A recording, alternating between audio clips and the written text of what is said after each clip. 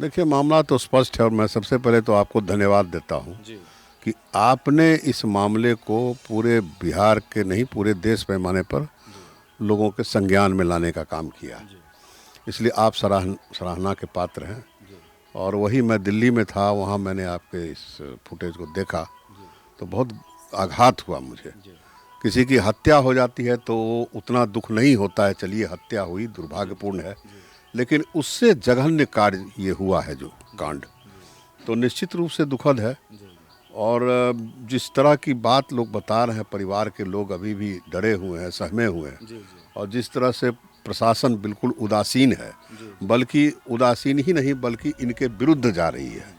अभी तक आपने एक बात को नोटिस नहीं किया कि पोस्टमार्टम रिपोर्ट 4 को पोस्टमार्टम हुआ, जो मेडिकल रिपोर्ट अभी तक आई नहीं है, तो वो भी कहीं ना कहीं मैनेज करने का प्रयास हो रहा है। संदेह है ये तो मैंने अभी, मुझे नहीं पता था कि मेडिकल रिपोर्ट नहीं आया है, तो अभी मुझे जानकारी मिली है, तो अभी मैं जाता हूँ और मैं बात करूंगा अभी डॉक्टर से जो प्रभारी हैं, और मेडिकल रिपोर्ट शीघ्र से शीघ्र उपलब्ध हो जाए, और ताकि कानूनी कार्रवाई, जब तक रिपोर्ट नहीं आएगी कानूनी कार्रवाई आगे नहीं बढ़ेगी, वो धारा स्पष्ट फिर स्थापित नहीं होता है।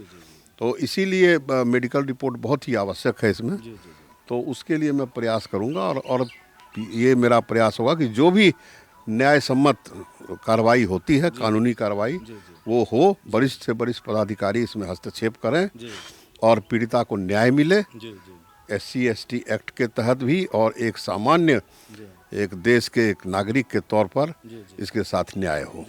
पूर्व में आप यहाँ के विधायक रहे हैं और कहीं ना कहीं इन सारे क्षेत्रों से आप भली भांति परिचित। मैं विधायक ही नहीं रहा हूँ, मैं बगल के गांव का रहने वाला हूँ, समर्था गांव विभूतिपुर में कल्याणपुर है, तो हम तो इनके पड़ोसी हैं, एक तरह से गांव के ही लोग स्थानीय हैं, तो मेरा तो एक दूसरा भी संबंध है, तो ये एक बड़ा भावनात्मक चोट भी लगी है मुझे, बहुत दुखद है, बहुत दुर्भाग्यपूर्ण है।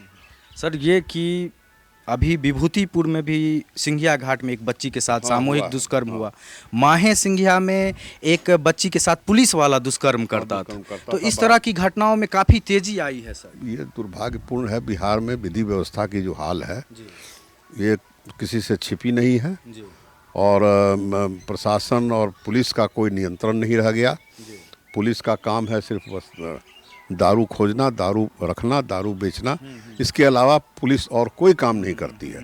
जनता पीड़ित रहे, तड़पती रहे, और उनकी राह देखती रहे, लेकिन वो नहीं आएंगे। अभी तक यहाँ कोई बड़ी पदाधिकारी नहीं आए। सर, तो इस तरह से मान लीजिए जो गरीब परिवार है, मान लीजिए ये मामला हाईलाइटेड हो गया, लेकिन सोचिए कि बिथान का कोई गांव हो, बिथान प्रखंड का, जहां प्रशासन से, मीडिया की नज़र से दूर रहता है, वहां पर के लोग कैसे न्याय की उम्मीद करेंगे? पुलिस नहीं, मीडिया तो आजकल हर गांव में पहुंच गए हैं आप लोग, लेकिन हाँ, न्याय है कि कहीं का प्रशासन बहुत ढीला है, कहीं का प्रशासन बिल्कुल उल्टा है, लेकिन मुझे रोसड़ा प्रशासन से ऐसी उम्मीद नहीं थी, और मैं समझता हूं कि ये लोग एक्टिव होंगे और न्याय देंगे। अंतिम सवाल सर, इस पूरा परिजन से, पीड़िता से मिले, आपके हिसाब से किस तरह की कार्रवाई और आर्थिक लाभ इनको मिलना चाहिए? इनको आर्थिक लाभ तो देखिए SC एक्ट के तहत मिलेगा, और हमारे भी, मैं चूँकि दिल्ली में था तो हमारी पार्टी के भी नेताओं से बात हुई, मैं सोनिया गांधी, राहुल जी ने, उन्होंने कहा कि जाके आप पहले पीड़िता से मिलके मुझे एक रिपोर्ट दीजिए, मैं अपनी रिपोर्ट दूंगा पार्टी में भी।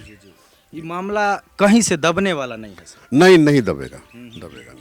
निश्चित रूप से सर आए हैं, और कहीं ना कहीं इनके पीछे सोनिया गांधी जी, राहुल गांधी जी का एक आदेश है कि जाकर के देखिए किस तरह का घटना हुआ है, किस तरह की दुर्गति है, किस तरह की स्थिति है।